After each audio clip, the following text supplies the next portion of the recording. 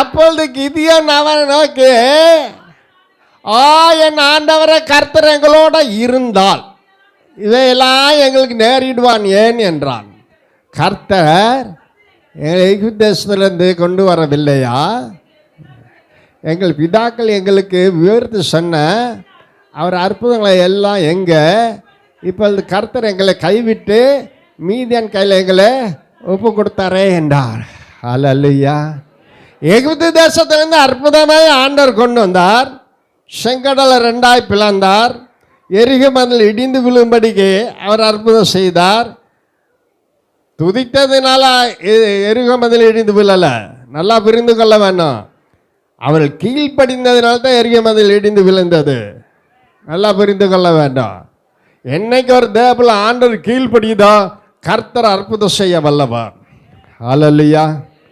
சொல்லுங்க பார்க்கலாம். அல்லேலூயா. சத்தமாக சொல்லுங்க பார்க்கலாம். அல்லேலூயா. செய்வாரா செய்ய மாட்டாரா?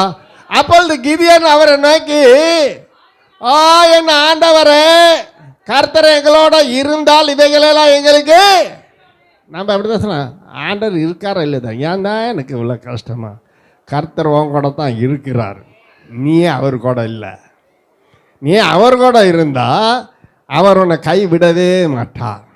சொல்கிறார்ல யோசுவா பார்த்து, நான் மோசோடு இருந்தது போல் உன்னோட கூட இருப்பேன். ஏன்னா யோசுவா பயப்படுறான். 6 லட்சம் இஸ்ரவேல் ஜனங்கள் நடத்தணும். அவன் பயப்படுறான். ஆனா நான் மோசோடு இருந்தது போல் உன்னோட இருப்பேன். நீ பயப்படாத, நீ கலங்காத, நீ திகையாத. நான் உன் தேவன், நான் உன்னை நடத்துவேன். இன்னைக்கு எத்தனை பேர் விசுவாசத்தோடு வந்திருக்கீங்க?